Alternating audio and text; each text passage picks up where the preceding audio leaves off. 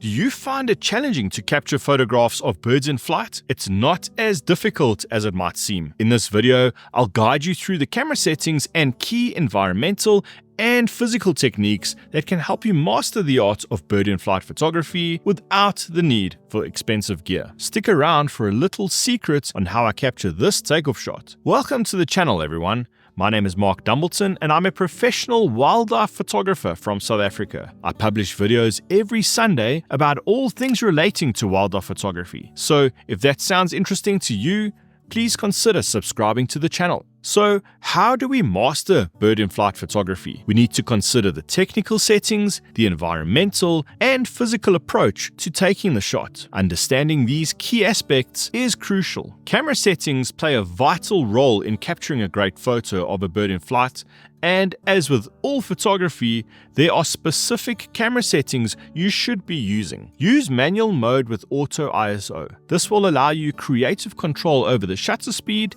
and aperture, while the ISO will automatically adjust based on the metering mode and the scene being metered. This mode helps keep exposure consistent in changing lighting conditions. I produced a video all about manual mode with auto ISO, which I'll link to in the video description.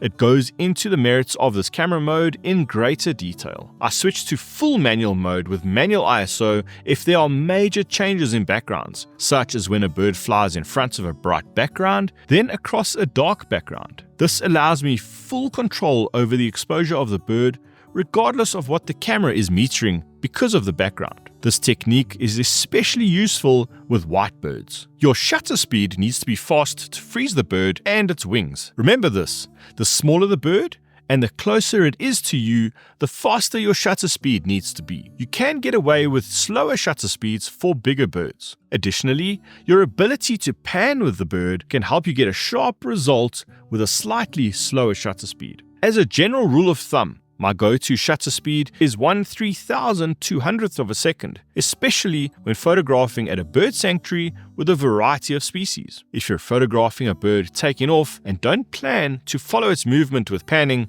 increase your shutter speed to 1/4000th of a second to freeze the action effectively. The bird will move faster in a stationary frame compared to when you're panning with it. Aperture is not as important as shutter speed, and I tend to shoot wide open to allow for a faster shutter speed. In brighter scenarios, I will stop down slightly to achieve a larger depth of field, which can help if the focus isn't entirely spot on. The trade-off here is light availability. Always prioritize shutter speed over depth of field. Also, remember that a larger depth of field will render the background more in focus, which isn't always desirable. Metering modes can be a bit of a subjective topic and largely depends on the scene you're capturing. A good rule of thumb is to use matrix, evaluative, or multi-pattern metering. The reason for this is that it's hard to keep your flying subject in the middle of the frame, and I find metering the entire scene to be beneficial. Again, it depends on many factors, but I have a video coming out soon that dives into metering in greater detail, so subscribe if you want to see that. Always shoot at the fastest frames per second that your camera can handle. This will provide you with more opportunities to capture the perfect wing position. Timing the perfect wing position is impossible, and this is where fast frames per second can make the difference between a good and a great photograph. Take note of this sequence of photos and the different wing positions, and observe how shooting at 20 frames per second allowed me to capture this perfect frame. A significant consideration when shooting at very fast frames per second is your buffer size and the memory card write speed. Your buffer needs to clear quickly to allow you to shoot more frames, necessitating the use of a fast card. On my Nikon Z8, I shoot at 20 frames per second and use a Dalkin Black CF Express Type B card with a write speed of 1500 megabytes per second. To assist in clearing the buffer quicker, you can also shoot at lower grade raw compressions. This helps the camera process more images with a lower data size. Additionally, shoot at the pivotal moment. Avoid emptying the buffer while the bird is still approaching the optimal position. Focusing must be one of the biggest challenges to overcome, and for good reason. Birds are fast and erratic. Set your focusing mode to autofocus continuous or AFC. This will allow your camera to continuously focus when the shutter or AF on button is pressed. Your camera needs to continue to focus as the bird changes positions. And it goes without saying, the focus performance is largely dependent on whether you can keep the bird in the frame or not as you pan. If your lens has a focus limiter, setting this can help avoid unnecessary focus hunting if the camera can't lock focus. Limiting this focus range will help achieve an in-focus result quicker. If your camera has bird detection, use this feature. On my Nikon Z8, I use a custom focus area with bird detection and it works amazingly. If your camera doesn't have subject detection, use a focus point with assist points around it. Using the center focus point is best. A setting to consider that will affect focus performance once the camera has achieved focus lock is the focus tracking with lock on. This setting tells the camera how to handle situations where the subject briefly leaves the focus point or if something interferes with the focus tracking. Should the camera be quick or slow to change focus? On my Nikon Z8, I set the focus tracking with lock on to 3, with subject motion set to steady. This is a middle ground between being too quick to change focus positions or too slow, and I find it works well for me. Check how your camera handles these settings and experiment to find what works for you. A distant background will help your camera maintain focus, while a busy, closer background can complicate things for the focusing system. Clear skies make for easy focusing, but not a great background. I use back button focus for all of my focusing, so the shutter button is 100% dedicated to triggering the photo. There is some debate whether to use image stabilization. I use it, but only in sport or panning mode. Full image stabilization eliminates shake on both the horizontal and vertical axes, while panning or sport mode only eliminates shake on the vertical axis, allowing the photographer to pan smoothly. I don't use image stabilization to eliminate camera shake. At such fast shutter speeds, camera shake is virtually non-existent. However, I do use it to keep the viewfinder stable, as I believe this helps the camera focus and track birds better.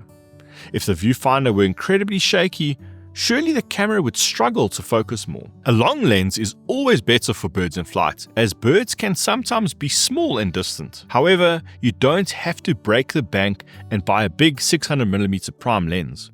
There are plenty of affordable options on the market, and I absolutely love the Nikon 180-600.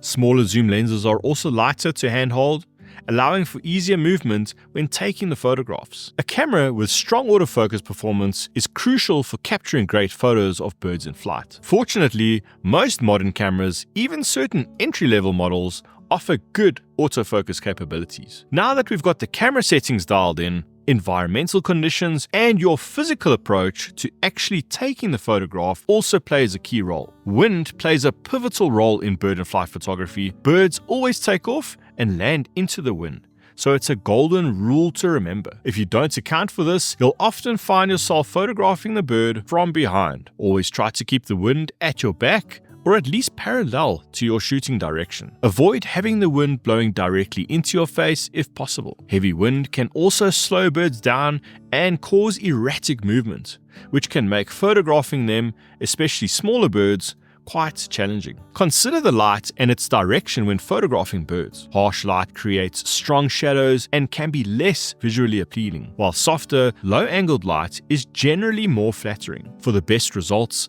aim to photograph early in the morning or late in the afternoon when the sun is lower in the sky. Clouds can diffuse harsh midday light, softening shadows and providing a more even exposure. Softer, warmer light is especially beneficial for photographing very white birds, as it reduces contrast and helps maintain detail in their plumage. Smoother backgrounds are always more pleasing to the eye than busy ones. To achieve this, try increase the distance between your subject and the background as much as possible and use wider apertures. Anticipating and understanding the behavior of your subject can significantly enhance your ability to capture special moments.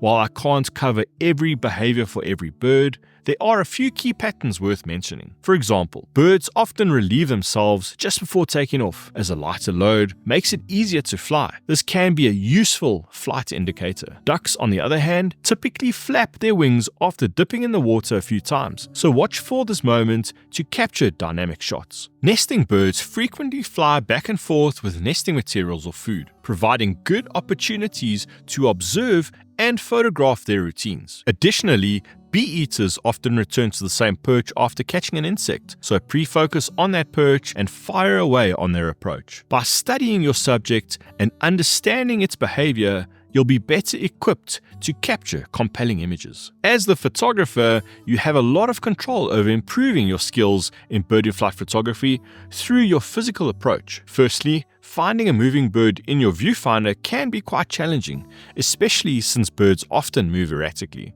However, with practice, this will become second nature. A zoom lens can help simplify the process. Start by zooming out slightly to locate the bird, then zoom back in for a more detailed shot. Effective hand-eye coordination is crucial for quickly finding and focusing on the bird, as it can be the small difference that makes or breaks a photo opportunity. Good panning techniques can greatly improve your chances of keeping a bird in the frame. If you're hand holding your lens, keep your arms close to your chest and rotate your body instead of moving your arms. If you're using a tripod, ensure that your panning motion is as smooth as possible. I mentioned this photograph at the beginning of the video. How did I capture a takeoff shot of this incredibly fast moving bird? Besides having the technical camera settings dialed in, I relied on my knowledge of the bird's behavior.